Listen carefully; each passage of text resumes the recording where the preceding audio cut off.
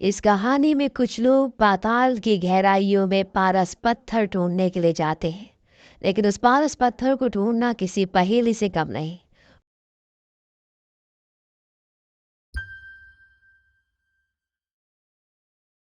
इस कहानी की शुरुआत में एक लड़की को दिखाया जाता है। इस लड़की का नाम स्कारलेट है। स्कारलेट ईरान में इलीगल तरीके से एंट्री करती है, क्योंकि ईरान की गवर्नमेंट यहाँ की ऐतिहासिक गुफाओं को पूरी तरह से ध्वस्त करना चाहती है। स्कारलेट यहाँ पर एक ईरानी आदमी से मिलती है, जो कि उसके पिता के दोस्त हैं, और उनकी मदद से वो इन गुफाओं के अंदर चली जाती है। यहाँ पर वो पत्थर के बुल के उस स्टैचू को ढूंढ लेती है, जिसे ढूंढने के लिए वो यहाँ तक आई है, जिसे रूस की कहा जाता है। इस पर पुरातन काल की लिपि से कुछ लिखा हुआ है और वो इसे रिकॉर्ड करना चाहती है, लेकिन तब तक वो आदमी जो उसके साथ होता है वो कहता है कि सुरंगों में ब्लास्ट होने वाला है, और वो वहाँ से निकल जाता है। लेकिन स्कारलेट इस पूरे स्टैचू में जितनी भी चीज़ें लिखी होती है उन सबको कैमरे से रिकॉर्ड कर लेती है, और जैसे वो यहाँ से बाहर निकलती है उसे सामने रस्सी पर लटके हुए अपने पिता दिखते हैं। दरअसल उसके पिता ने बहुत पहले स्ट्रेस में आकर अपनी जान दे दी थी, और तभी यहाँ पर एक ब्लास्ट होता है और स्कारलेट यहाँ से निकल जाती है। स्कारलेट को जो आदमी इन गुफाओं के अंदर लाया होता है वो कहता है कि तुम मुझे तुम्हारे पिता की याद दिलाती हो, लेकिन उनकी खोज पागलपन की हद तक चली गई थी। वो कहती है मेरे पिता पागल नहीं थे। वो आदमी कहता है कि जो कोई भी पारस पत्थर की तलाश करता है वो पागल ही है, और यहाँ पर हमें ये पता चलता है कि स्कारलेट पारस पत्थर की तलाश में है, और उसके पिता भी यही तलाश कर रहे थे, लेकिन उन्हें कभी भी वो पारस पत्थर नहीं मिला। आज से 600 साल पहले एक साइंटिस्ट थे जिनका नाम था निकोलस फ्लेमल, और उन्होंने एक पारस पत्थर बनाया था, जो पत्थर कभी किसी को नहीं मिला। कहा जाता है वो पत्थर किसी भी चीज़ को सोने में बदल सकता है, उससे इंसान अमर हो सकता है, और अब स्कारलेट भी उसे ढूंढना चाहती है। स्कारलेट आर्कियोलॉजी और एल्केमी की प्रोफेसर है। उसे कई पुरानी भाषाएं भी आती है। एल्केमी उस रसायन शास्त्र को कहा जाता है जिसमें अलग अलग धातुओं से सोने को बनाया जाता है, और अब वो किसी भी कीमत में उस पारस पत्थर को ढूंढना चाहती है। वो अपने एक्स बॉयफ्रेंड जिसका नाम जॉर्ज होता है उससे मिलने के लिए पेरिस जाती है, क्योंकि ईरान में जो स्टैचू के ऊपर लिपि लिखी हुई थी, जो मैसेज उसने रिकॉर्ड किया है, वो उस भाषा को जानता है। स्कारलेट जॉर्ज को लेकर एक म्यूजियम में जाती है जहाँ पर एक पत्थर होता है, और ये निकोलस की कब्र का पत्थर है। इसमें एक मैसेज है, और इस मैसेज को डिकोड करने के लिए वो मैसेज चाहिए जिस मैसेज को वो ईरान से रिकॉर्ड करके लाई है। और जॉर्ज दोनों मैसेजेस से यहाँ पर बहुत सारी बातें बताता है, लेकिन अभी भी इन्हें निकोलस की कब्र की लोकेशन के बारे में कुछ भी पता नहीं चलता। अब जो म्यूजियम में पत्थर लगा होता है, जो कि निकोलस की कब्र का पत्थर है, वहाँ पर एक आदमी का चित्र होता है जिसकी पीठ पर चाबी लगी होती है, और ये देखने के बाद स्कारलेट उस पत्थर को निकाल कर उल्टा करती है, उसके ऊपर केमिकल डालती है, और तभी वहाँ पर एक मैसेज उभर जाता है। ये उस मैसेज की फ़ोटो खींचकर यहाँ से निकल जाते हैं, और जब ये इस मैसेज को पढ़ते हैं तो इन्हें पता चलता है कि निकोलस की कब्र 370 मीटर नीचे है, और वहाँ आसपास खजाना भी हो सकता है। दरअसल इसे कैटाकॉम्ब्स ऑफ पेरिस कहा जाता है, जो 1774 में बनाया गया था, जिसमें पेरिस की ज़मीन के नीचे बहुत बड़ी बड़ी बहुत लंबी सुरंगें हैं, और वहीं पर निकोलस की कब्र भी है। पर इनका मानना ये है कि पारस पत्थर भी इन्हें वहीं पर मिलेगा, लेकिन इन सुरंगों में जाना इतना आसान नहीं है। ये कई 100 साल पुरानी सुरंगें हैं जिसे सरकार ने 1786 में बंद कर दिया था। इन सुरंगों के अंदर 60 लाख लोगों के कंकाल है, क्योंकि कभी यहाँ पर कब्रिस्तान हुआ करता था। लेकिन अगर इन्हें इन सुरंगों के अंदर जाना है तो इन्हें किसी ऐसे की ज़रूरत है जिसे इन सुरंगों के बारे में पता हो, क्योंकि यहाँ पर सुरंगों का भूल भुलैया है, यहाँ पर सुरंगों का जाल है। इसीलिए स्कारलेट और जॉर्ज यहीं के एक लड़के के पास जाते हैं जिसका नाम पेप्लियन है, और उसे इन सुरंगों की काफ़ी अच्छी जानकारी है। स्कारलेट उसे कहती है कि तुम भी हमारे मिशन में शामिल हो जाओ। वो कहता है मैं ऐसा क्यों करूँगा। स्कारलेट कहती है कि जहाँ पर कब्र है वहाँ पर बहुत सारा खजाना है, अगर तुम चाहो तो उस पूरे के पूरे खजाने को तुम रख सकते हो, और खजाने के लालच में वो इनके साथ जाने के लिए तैयार हो जाता है। पेप्लियन की गर्लफ्रेंड और पेप्लियन का एक दोस्त भी इनकी टीम में शामिल हो जाता है। हालांकि जॉर्ज इनके साथ नहीं जाना चाहता, क्योंकि इसी तरह की एक सुरंग में उसके भाई की मृत्यु हो गई थी, लेकिन स्कारलेट उसे मना लेती है, और अब ये सब के सब उन सुरंगों के अंदर दाखिल हो जाते हैं। सुरंगों की काफ़ी अंदर जाने के बाद एक जगह इन्हें बहुत सारी हड्डियाँ दिखती है, और वहाँ से रास्ता बहुत संकरा होता है। इनके साथ जो पेप्लियन होता है वो कहता है हमें यहीं से जाना होगा, लेकिन स्कारलेट वहाँ पर एक और दूसरा रास्ता देखती जो पूरी तरह से बंद होता है। स्कारलेट उस रास्ते को खोल रही होती है। पेप्लियन कहता है कि हम वहाँ से नहीं जा सकते, हमें हड्डियों वाले संकरे रास्ते से जाना होगा, क्योंकि जिस रास्ते को तुम खोल रही हो आज तक जो भी उसके अंदर गया है वो कभी भी वापस नहीं आया। और ये सब के सब रेंगते हुए हड्डियों वाले रास्ते से आगे बढ़ते हैं। लेकिन कुछ ही देर बाद ये देखते हैं कि ये वापस उसी जगह पर आ गए जहाँ पर स्कारलेट रास्ता खोल रही थी, और अब इनके पास कोई भी चारा नहीं है, इन्हें उसी रास्ते से अंदर जाना होगा। और ये सब के सब उस रास्ते के अंदर दाखिल हो जाते हैं। पेप्लियन इन सब को बताता है कि ये सुरंगें बहुत खतरनाक है और वो पहले कभी भी इन सुरंगों के अंदर नहीं आया। और तभी सब देखते हैं कि पेप्लियन का नाम दीवार पर लिखा होता है, वहाँ पर पेप लिखा होता है। और ये देखकर पेप्लियन खुद भी हैरान हो जाता है, उसे कुछ समझ में नहीं आता कि उसका नाम दीवार पर किसने रखा। और तभी यहाँ पर सबको फोन की एक घंटी सुनाई देती है। पेप्लियन इन सबको बताता है कि बहुत वक्त पहले यहाँ से एक फोन कंपनी अपनी लाइन चलाती थी, लेकिन 50 साल पहले वो यहाँ से सब कुछ ले गए। अब उस कंपनी का यहाँ पर एक खतरा भी नहीं है। और ये सब के सब अब उस तरफ बढ़ना शुरू करते हैं जहाँ से फोन की घंटी की आवाज़ आ रही होती है। और जब ये आगे जाते हैं तो ये देखते हैं कि वहाँ पर एक पियानो होता है। ये सब देखकर हैरान होते हैं कि यहाँ पर पियानो कहाँ से आया। दरअसल ये वो जगह होती है जहाँ पर आज से 50 साल पहले पूरी की पूरी बिल्डिंग धंस गई थी, और इस जगह का नाम होता है बैरियर डेनफर। जॉर्ज बताता है कि इसमें कई लोगों की मौत हो गई थी। पेप्लियन कहता है हाँ, और इसके बाद 50 मजदूरों को यहाँ पर भेजा गया था, उनका आज तक कुछ पता नहीं चला कि वो कहाँ चले गए। जॉर्ज कहता है कि जब यहाँ पर बिल्डिंग गिरी होगी तब ये पियानो यहीं पर रह गया होगा। और वो पियानो के पास जाता है। वो सबको बताता है कि बचपन में उनके पास भी एक ऐसे ही पियानो था जिसे वो और उसका छोटा भाई बजाया करते थे, लेकिन वो कभी भी उस पर गाना पूरा नहीं बजा पाते थे क्योंकि उसकी A4 की यानी कि A4 बटन खराब था। और इसके बाद जॉर्ज उस पियानो को बजाता है, और जैसे ही वो A4 की दबाता है तो वो की काम नहीं कर रहा होता, यानी कि ये वही पियानो है जो बचपन में वो और उसका भाई बजाया करते थे। लेकिन वो पूरी तरह से हैरान होता है कि उनका पियानो यहाँ पर कैसे आया। लेकिन इससे पहले कि ये कुछ सोच पाते, टेलीफोन की घंटी एक बार फिर से बजती है और स्कारलेट उस जगह पहुंच जाती है जहां पर फोन होता है। वो फोन का रिसीवर उठाकर हेलो कहती है, और दूसरी तरफ से एक आवाज़ आती है।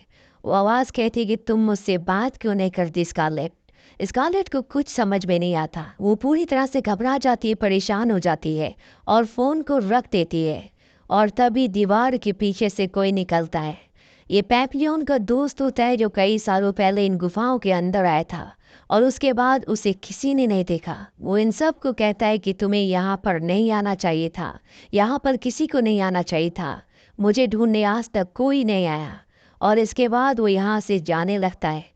ये सब के सब उसके पीछे जाने लगते हैं, और जब ये सुरंगों से आगे बढ़ते हुए एक जगह पहुँचते हैं तो देखते हैं कि वहाँ पर लकड़ी के बहुत सारे टुकड़े होते हैं। और जब ये उन्हें हटाते हैं तो ये देखते हैं कि वहाँ पर एक बहुत गहरा टनल है। स्कारलेट कहती है कि हम बिल्कुल सही रास्ते पर है, चैम्बर इसी सुरंग के दूसरी तरफ है, हमें इससे नीचे जाना होगा। और एक बार हमें चैम्बर यानी कि वो ताबूत मिल जाए तो हमें खजाना, पारस पत्थर और बाहर जाने का रास्ता भी मिल जाएगा। और ये एक एक करके रस्सियों के सहारे नीचे उतरना शुरू कर देते हैं। हालांकि पेप्लियन के जो साथी होता है वो नीचे उतरते हुए गिर भी जाता है, जिससे उसके हाथ में चोट आती है। और अब जब ये आगे बढ़ रहे होते हैं तभी यहाँ पर इन्हें आवाज़ें आना शुरू हो जाती हैं, और धीरे धीरे ये आवाज़ें बढ़ती चली जाती है। और तभी इनको यहाँ पर एक छोटा सा बच्चा दिखता है। इनमें से किसी को कुछ नहीं पता कि ये बच्चा कौन है, और अगले पल वो बच्चा अंधेरे में कहीं गायब हो जाता है। ये सब यहाँ से आगे बढ़ते हैं और ये देखते हैं कि रास्ता अब बंद हो चुका है, यानी कि ये फंस चुके हैं। और इस बात से सभी घबरा जाते हैं। लेकिन तभी इन्हें पत्थर पर एक चित्र दिखाई देता है, और ये एक गिद्ध का चित्र होता है जो एक तरफ इशारा कर रहा होता है, और सामने पत्थर पर एक और निशान होता है। और ये निशान ठीक वैसे ही होता है जैसे मिस्र के लोग अपने राजाओं के कब्रों को छुपाने के लिए बनाया करते थे। और जब ये वहाँ से एक पत्थर हटाते तो सामने की दीवार से एक रास्ता खुल जाता है जो एक सुरंग की तरह होता है, और एक एक करके ये सब के सब उस सुरंग के अंदर प्रवेश कर जाते हैं। और जब ये दूसरी तरफ निकलते हैं तो ये देखते हैं वहाँ पर निकोलस फ्लेमल की डेड बॉडी होती है, जो पिछले 7 सालों से यहीं पर है। लेकिन अभी भी वो ज्यों की त्यों होती है। और ये सब का सब पारस पत्थर की शक्ति से होता है, जिसने 700 सालों के बाद भी इनकी बॉडी को आज भी सड़ने नहीं दिया। लेकिन पारस पत्थर यहाँ पर कहीं भी नहीं होता। और अब स्कारलेट अपने नोट्स निकालती है जो उसने कई सालों में इकट्ठा किए हैं, और वो देखती कि वहाँ पर लिखा होता है कि पंख वाला गिद्ध आपको रास्ता दिखाता है। और आपको दिखती है सबसे तेज रोशनी, और वो सबको अपने अपने टॉर्च बंद करने के लिए कहती है। और जैसे सब अपने टॉर्च बंद करते हैं तो इन्हें पानी में एक रोशनी दिखाई देती है, और स्कारलेट समझ जाती है कि हो ना हो पारस पत्थर तक पहुंचने का यही रास्ता है। हालांकि उसे सब पानी के अंदर से जाने से मना करते हैं, लेकिन स्कारलेट पानी के अंदर एक छोटी सी टनल से होते हुए दूसरी तरफ निकल जाती है। और जब वो दूसरी तरफ पहुंचती है तो वो देखते हैं कि वहाँ पर खजाना होता है। और इसके बाद एक एक करके सब यहाँ पर पहुंच जाते हैं। सभी को खजाना देखकर बहुत खुशी होती है, लेकिन स्कारलेट को खजाना नहीं चाहिए, उसे वो पारस पत्थर चाहिए जिसके लिए उसके पिता ने अपनी पूरी जिंदगी दे दी। और वो देखती है कि दीवार पर एक चित्र बना हुआ है जो एक बहुत पुरानी गाथा को रिप्रेजेंट करता है। और वो समझ जाती है कि इसी चित्र में कहीं ना कहीं पारस पत्थर है, और वहाँ पर एक लाल रंग का पत्थर होता है, और ये पारस पत्थर है। उस पत्थर को निकाल देती है। यहाँ पर दूसरी तरफ जहाँ पर खजाना होता है, उसके साथ ही उस ग्रिल को, उस दरवाजे को हटा देते हैं। और जैसे वो दरवाजे को हटाते हैं ऊपर से पत्थर गिरना, छत गिरना शुरू हो जाती है, जिसमें पेपियोन का उतूस जो इन्हें यहीं गुफा में मिला होता है वो दब जाता है, उसकी मृत्यु हो जाती है। और साथ ही साथ पेपियोन की गर्लफ्रेंड होती है, उसका हाथ जख्मी हो जाता है। लेकिन जब स्कारलेट उसके हाथ पर पारस पत्थर लगाती है तो उसकी जख्म पूरी तरह से ठीक हो जाते हैं। लेकिन अब ये सब खजाना यहाँ से बाहर नहीं ले जा सकते, क्योंकि खजाना पत्थरों के उस तरफ है। वो दरवाज़ा और रास्ता पूरी तरह से बंद हो चुका है, और ये सब के सब यहाँ पर फंस चुके हैं। लेकिन तभी यहाँ इन्हें पत्थर के ऊपर एक दरवाजे का निशान दिखता है, लेकिन ये दरवाज़ा नहीं होता। यहाँ पर एक चित्र भी होता है, और जब स्कारलेट उस चित्र को देखती है तो वो कहती है इस चित्र का मतलब है कि जैसा ऊपर है वैसा नीचे भी, यानी एज अबव सो बिलो। और इस चित्र को देखने के बाद जो दरवाज़ा पत्थर के ऊपर होता है वो उसके ठीक नीचे पत्थर से तोड़ना शुरू करती है, और वहाँ पर एक टनल विजिबल हो जाता है। ये सब की सब उस टनल के अंदर जाना शुरू करते हैं, और कुछ दूर जाने के बाद इनके सामने एक और टनल आती है जिस पर लिखा होता है कि अंदर प्रवेश करने से पहले सब आशाएं छोड़ दो। और ग्रीक माइथोलॉजी के हिसाब से ऐसा नर्क के द्वार के बाहर लिखा होता है, लेकिन इनके पास कोई रास्ता नहीं है, इन्हें अंदर जाना ही होगा। और एक एक करके सब ये उस टनल से अंदर जाना शुरू करते हैं, और ये एक वैसे रूम में पहुंच जाते हैं जहां पर ये पहले पहुंचे थे, जहां पर निकोलस फ्लेमल की डेड बॉडी थी जो बिल्कुल ठीक थी। लेकिन यहाँ पर जो डेड बॉडी होती है वो पूरी तरह से सड़ चुकी होती है। और यहाँ पर इनका वो साथी अभी जो कुछ देर पहले पत्थरों के नीचे दबकर मर चुका था, वो मरा नहीं होता बल्कि वो जिंदा होता है, लेकिन वो किसी से कुछ बात नहीं कर रहा होता। ऐसा लगता है कि उसकी दिमागी हालत पूरी तरह से खराब हो चुकी है। और तभी पेप्लियन की गर्लफ्रेंड जो उसकी दोस्त भी होती है वो उसके पास जाती है, उससे बात करने की कोशिश करती है, लेकिन वो उस पर हमला करके उसे मार देता है और सुरंगों में कहीं गायब हो जाता है। हालांकि स्कारलेट पेप्लियन की गर्लफ्रेंड को यहाँ पर पारस पत्थर से बचाने की कोशिश भी करती है, लेकिन इसका कोई फायदा नहीं होता। वो कहती है कि ये मुर्दों को जिंदा नहीं कर सकता, हमें यहाँ से आगे बढ़ना होगा। और जैसे जैसे ये आगे बढ़ रहे होते इनके सामने ठीक वैसे ही रास्ते आ रहे होते जैसे ये पीछे छोड़ कर आए, यानी कि बिल्कुल शीशे के अक्ष की तरह यहाँ पर एक ही चीज़ की दो पिक्चर्स हैं। लेकिन फिर भी ये आगे बढ़ना शुरू करते हैं, और एक बार फिर से जिस तरह से पहले ये एक टनल से नीचे उतरे थे ये सब के सब नीचे उतर जाते हैं। लेकिन इनका एक साथी अभी भी ऊपर ही होता है जिसने रस्सियाँ पकड़ी होती है। और तभी उसके सामने एक औरत जिसने सफ़ेद कपड़े पहने हुए होते हैं, उसके हाथ में एक बच्चा होता है, उसके सामने आती है, और अगले पल वो उस टनल से नीचे गिर जाता है।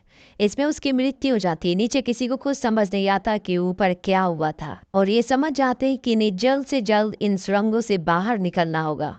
ये सब के सब आगे बढ़ जाते हैं, और एक बार फिर से इनके सामने वही रास्ता आता है जो शुरू में आया था, जहाँ पर एक संकरे रास्ते में बहुत सारी हड्डियाँ थी, जो रास्ता बंद हो गया था। और जब ये इस रास्ते से धीरे धीरे आगे बढ़ रहे होते हैं तभी जॉर्ज को नीचे पानी में उसके भाई का अक्ष दिखाई देता है, जो बचपन में ऐसी सुरंग में पानी में डूबकर मर गया था। जॉर्ज इस बात से पूरी तरह से घबरा जाता है, वो रेस्टलेस हो जाता है। स्कारलेट उसे बोलती है उस पर ध्यान मत दो, वो एक धोखा, वो एक भ्रम है। जॉर्ज स्कारलेट से कहता है कि हमें क्या हो रहा है, वो यहाँ पर कैसे हो सकता है। स्कारलेट कहते हैं कि मुझे कुछ नहीं पता, और अब ये सिर्फ 4 लोग बचे हुए हैं। और जब ये आगे जाते हैं तो ये देखते हैं कि वहाँ पर एक गाड़ी में आग लगी होती है, उसके अंदर कोई होता है। पेपियोन इसे देखकर डर जाता है और वो उससे कहता है कि इसमें मेरी कोई गलती नहीं थी। और अगले पल पेपियोन अपने आप ही उस गाड़ी की तरफ खींचता चला जाता है। हालांकि जॉर्ज स्कारलेट उसे रोकने की कोशिश करते हैं, लेकिन वो रोक नहीं पाते और वो गाड़ी के अंदर चला जाता है। गाड़ी गायब हो जाती है और इस तरह से पेपियोन का भी अंत हो जाता है। ये तीनों की तीनों यहाँ से आगे भागना शुरू करते हैं। इन्हें यहाँ पर अजीब अजीब सी आवाज़ें आ रही होती हैं और तभी इनके सामने एक साया आता है जिसने काले कपड़े पहने हुए होते हैं। ये सब के सब डर जाते हैं। यहाँ पर दीवार पर भी कई उभरी हुई मूर्तियाँ होती है और अगले पल वो जिंदा हो जाती है और वो सब के सब मिलकर जॉर्ज को बहुत बुरी तरह से जख्मी कर देती है। जॉर्ज को स्कारलेट और उसका एक और साथी यहाँ से खींच कर ले जाते हैं। उसकी गर्दन पर बहुत गहरा जख्म होता है। स्कारलेट जॉर्ज से कहती है कि तुम चिंता मत करो, तुम जल्दी ठीक हो जाओगे। और वो पारस पत्थर उसकी गर्दन पर उसके घाव पर लगाती है, लेकिन वो ठीक नहीं होता। स्कारलेट को कुछ समझ नहीं आता कि ये सब क्या हो रहा है और तभी उसे एक लाइन याद आती है जो उसने इस पारस पत्थर के बारे में पढ़ी थी। धरती के गुप्त अंधेरों में जाओ, अपनी गलती को सुधारो और तुम्हें असली पारस पत्थर मिल जाएगा। और वो समझ जाती है कि ये पारस पत्थर असली नहीं है, इसे दोबारा उसी जगह पर जाना पड़ेगा जहाँ पर उसे ये पारस पत्थर मिला था। और वो जॉर्ज को और अपने दूसरे साथी को यहीं पर छोड़कर उस तरफ निकल पड़ती है। रास्ते में उसे कई मुश्किलों का सामना करना पड़ता है और वो उस जगह पहुंच जाती है जहां से उसने पारस पत्थर निकाला था। वो पारस पत्थर को वापस लगा देती है, लेकिन उसे कुछ समझ नहीं आता कि अब आगे उसे क्या करना है। तभी यहाँ पर एक मिरर होता है जिसके ऊपर धूल जमी होती है और जब वो उस धूल को हटाती है तो उसमें उसे अपना चेहरा नजर आता है और स्कारलेट समझ जाती है कि पारस पत्थर की शक्तियाँ अब उसके अंदर है और वो यहाँ से निकल जाती है। और तभी उसे एक आदमी दिखता है जिसके मुंह पर कपड़ा होता है और वो रस्सी से लटका हुआ होता है। और जब वो उस कपड़े को हटाती है तो वो उसके पिता होते हैं जिन्होंने अपनी जान दे दी थी।